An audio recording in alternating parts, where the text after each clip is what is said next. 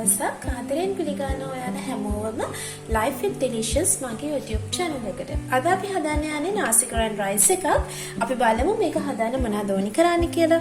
මම අරන් තියෙනවා බාස්මති හාල් ග්‍රෑම් 500ක්, chili paste මේස හැඳි 2කමාරක් වගේ, කෝනිස්සු මේස හැඳි 2කමාරක් වගේ, chicken ග්‍රෑම් 300ක්. මම ඩ්‍රම් ස්ටික් විදිහට තමයි ගත්තේ. ඔයාලට මේක පොඩියට කොටු කපාගෙන ගන්නත් පුළුවන්. ගෝවා ස්වල්පයක්, ලීක්ස් කොටුවට කපාගත්ත පොඩි බීලුණු ගෙඩි දෙකක්, තරමක ලොකු කැරට් අලයක් කොටුවට කපාගෙන, මාළු මිරිස් කරලක් පොඩියට කපාගෙන, අමු මිරිස් සහ නයි මිරිස් කරලක් මම ගත්තා පොඩ්ඩක් සැරවෙන්න මේක. සුදුලුණු පොඩ්ස් 8ක් විතර, සේර කැබැල්ලක්, දෙහි ඉඟුරු තරමක කැබලි දෙකක්, කහ කුඩු, ගාමිරිස් කුඩු, ලුණු කුඩු, සොය සෝස් මේස හැඳි 4ක් විතර, තක්කාලි සෝස් තේ හැඳි 2ක් විතර අපිට ඕනි කරනවා. මීට අමතරව සීනි තේ හැඳි 1කමාරක් විතර වගේ අපිට ඕනි කරනවා.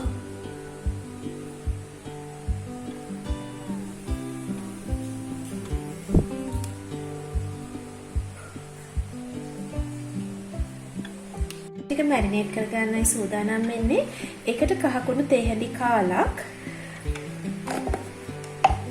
ගාමිරිස් කුඩු තේ හැඳි භාගයක් විතර වගේ,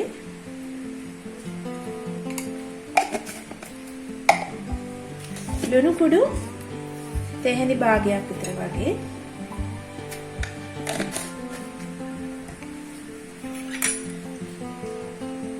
සොය සෝස් මේස හැඳක් එකතු කරලා දෙහි ටිකත් එකතු කරන්න ඕනේ අපි. මේ ටික හොඳට මිශ්‍ර කරලා පැය භාගයක් වගේ අපි චිකන් ටික මැරිනේට් වෙන්න තියනවා. දැන් අපි චිකන් ටික මැරිනේට් කරගත්ත චිකන් ටික තඹ ගන්නයි යන්නේ. මොකද මේ අපේ චිකන් ස්ටොක් වෝටර් එකෙන් තමයි බත් එක උයාගන්නේ. එතකොට බත් එකට හොඳ රසයක් එනවා. මම රයිස් කුකර් පෑන් එකට වතුර දාලා ලිපේ තියාගත්තා. එකට මේ චිකන් ටික එකතු කරගන්න.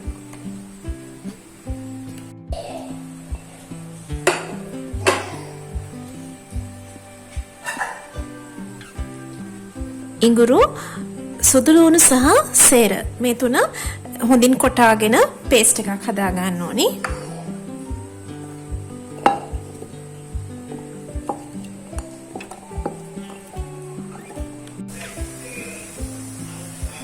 දැන් මම හොඳින් හොදලා විනාඩි 20ක් විතර පෙන්නලා තියපු බාස්මති හාල් එක චිකන් ස්ටොක් වෝටර් හොඳට බොයිල් වෙන්න මම තියලා තියෙන්නේ. මේකට එකතු කරගන්න හදන්නේ.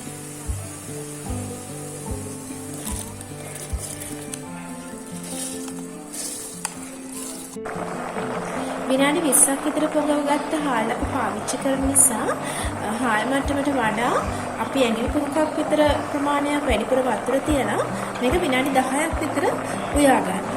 එතනදී විනාඩි 10කින් විතර පස්සේ අපි පොඩක් බතටයක් අරන් බලමු ඒක කැඩෙනවද කියලා. කැඩෙන මට්ටමේ තියෙනවා නම් වැඩි වතුර ටික පෙරලා ඉවත් කරගන්න අපිට පුළුවන්.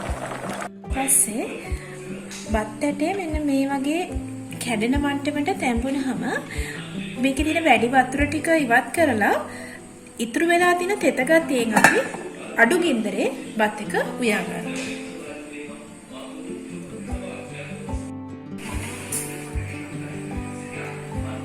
අපි දැන් බත් එක උයා ගන්න සෝස් එකක් හදා ගන්න යන්නේ. ඒ සඳහා මම තෙල් මේස හැඳි 1කමාරක් වගේ පෑන් එකට එකතු කරලා පොඩක් රත් වෙන්න තිබ්බා. තෙල් ටික රත් වෙගෙන එනකොට අපි ඉඟුරු සුදුලුණු තලාගත්ත මිශ්‍රණයෙන් ටිකක් එකතු කරනවා.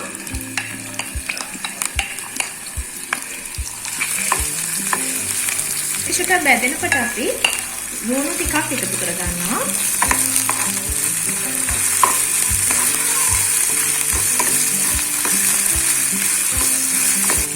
මේක සුවඳ එනකොට අපි කපාගත්ත මිරිස් ටික එකතු කරගන්න ඕනේ.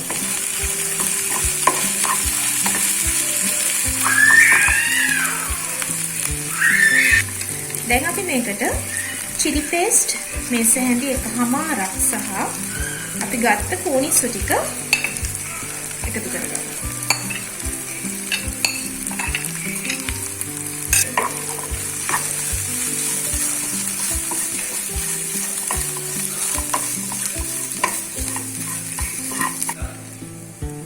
දැන් අපි සොයා සෝස් මේස හැඳි දෙකක් එකතු කරගමු.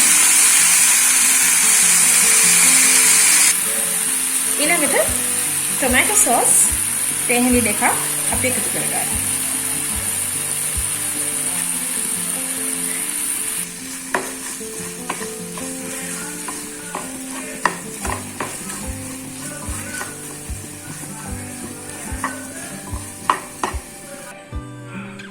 මේ වෙලාවේදී ලුණු ස්වල්පයක් සහ සීනි මේස හැන්දක් අපි එකතු කරගන්න ඕනේ.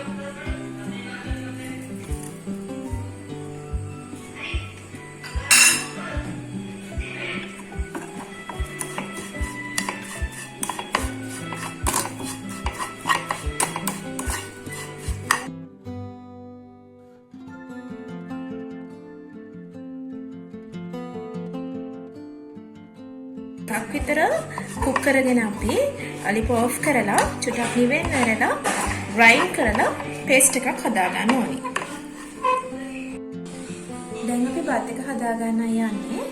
මම මෙතනදී ලොකු තාච්චියක් භාවිතා කරේ පැහැදිලිව පේන්න ඕනි නිසා තාච්චියට මම තෙල් මේස හැඳි දෙකක් විතර එකතු කරගෙන තියෙනවා. මම තෙල් ටිකක් අඩුවෙන් තමයි පාවිච්චි කරන්නේ. මොකද තෙල් වැඩි පාවිච්චි කරන එක අපේ සෞඛ්‍යයට හොඳ නැහැ. ඔයගලන්ට අවශ්‍ය නම් පොඩ්ඩක් තව වැඩිපුර තෙල් පාවිච්චි කරන්න පුළුවන්. තෙල් ටික රත් වෙනකොට අපි මුලින්ම කරාගත්ත ඉඟුරු සුදුලුණු පේස්ට් එක එකතු කරගන්න ඕනේ.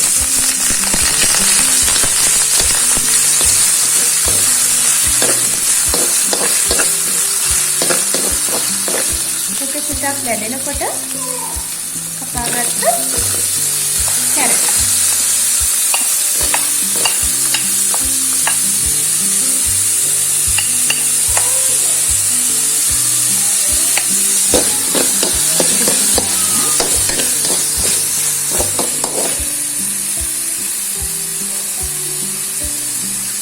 අපි කැරට් ටික ලුණු මාළු මිරිස් මේ ඔක්කොම කොටු හැටියට තමයි කපාගෙන තියෙන්නේ. ඒකෙන් අපේ බත් එකට අමුතු ලස්සනක් එනවා. කැරට් එක පොඩ්ඩක් බැදෙනකොට කපාගත්ත ගෝවා ටික අපි එකතු කරගමු.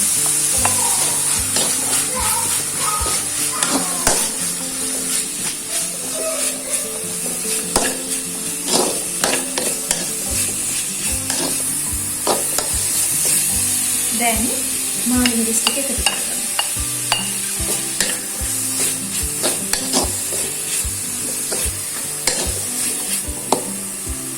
ඊළඟට අපි පොට්ටට කපාගත්ත ලුණු ටික එකතු කරගමු.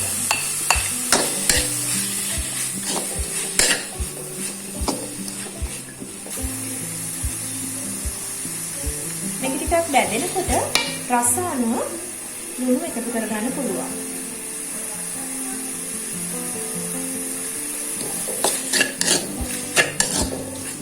මේ වෙලාවේදී අපි තඹගත්ත චිකන් ටික මේකට එකතු කරගමු.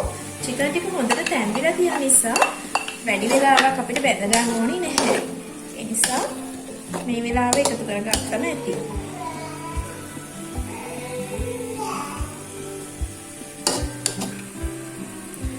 මේ වෙලාවේදී අපි බිත්තර දෙකක් එකතු කරගන්න ඕනේ.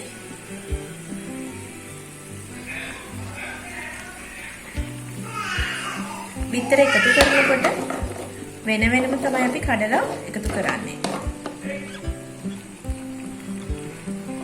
බිත්තර ටික සහ රාමිස් කුඩු ස්වල්පයෙන් ගානේ එකතු කරගමු.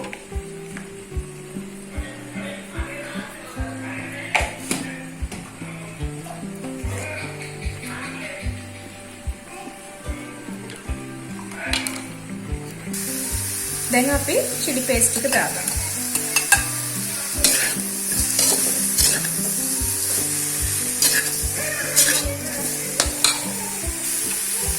සෝයා සෝස් මේස හැන්දක් එකතු කරගමු. කලින් අපි චිකන් මැරිනේට් කරන සෝයා සෝස් මේස හැන්දකුයි සෝස් එකට මේස හැන්ද දෙකකුයි භාවිතා කරපු නිසා මේ වෙලාවේ මේස හැන්දක් භාවිතා කරන්න නැති. දැන් අපි ග්‍රයින්ඩ් කරගත්ත සෝස් එක මේකට එකතු කරගමු.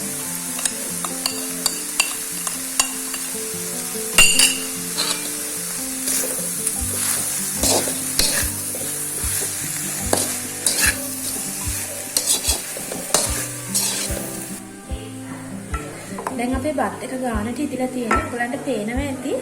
බත් ඇටෙන් ඇටේ වෙන් වෙන හොඳ ලස්සනට බත් එක ඉදලා තියෙනවා. බෙරි වෙලත් නැහැ. අමුත් නැහැ. බත් එක ගානට ඉදලා තියෙනවා දැන්. මේ වෙලාවේදී අපිට බත් ටික ටික මේකට එකතු කර ගන්න පුළුවන්.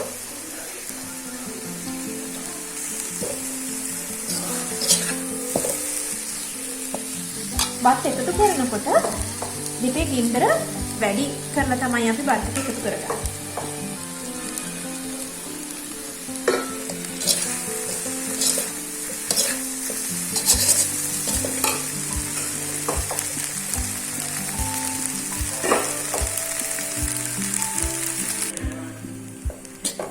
මේ වෙලාවේදී ඔයගලන්ට ලුණු බලලා ලුණු මදි නම් ලුණු එකතු කරගන්න පුළුවන්. සැර මදි නම් ගම්මිරිස් ටිකක් එකතු කරගන්න පුළුවන්. මට සැර ගන්නට තියෙන නිසා මම ගම්මිරිස් එකතු කරගන්නේ නැහැ.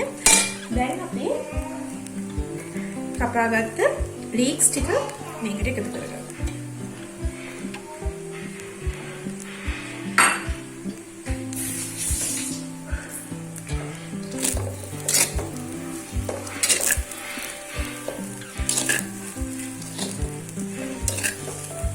දැන් මේ වෙලාවේ හොඳ සුවඳක් එනවා මේ බත් එකෙන්. ඇත්තටම සුවඳ වගේම හරිම රසයි. ඔයගොල්ලෝ හදලා බලන්න කොහොමද රස කියලා. මේ තියෙන්නේ මම හදාගත්ත නාසි ගොරන් එක. බිත්තරයක් ඔම්ලට් එකක් දාලා මම මේ කුඩින් තියාගත්තා. සාමාන්‍ය නාසි ගොරන් එකක් පිළිගන්නනකොට බිත්තර ඔම්ලට් එකක් පිළිගන්නන එක සිරිතක්නේ. ඒ නිසා මම මේ විදිහට බිත්තර ඔම්ලට් එකකුත් එකතු කරගත්තා. ඉතින් ඔයාලත් මේ නාසි ගොරන් එක හදලා බලන්න. රස කොහොමද කියලා අපිට කමෙන්ට් එකක් තියන්න.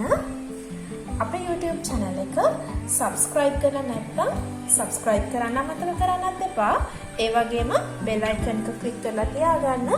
තවත් රසවත් රෙසිපි ගොඩක් සමගින් ඔයගලන්ව හමු වෙන්න අපි බලාපොරොත්තු වෙනවා. එහෙමනම් ගිහින් එන්නම්. ඔයාලට සුබ දවසක්. Thank you.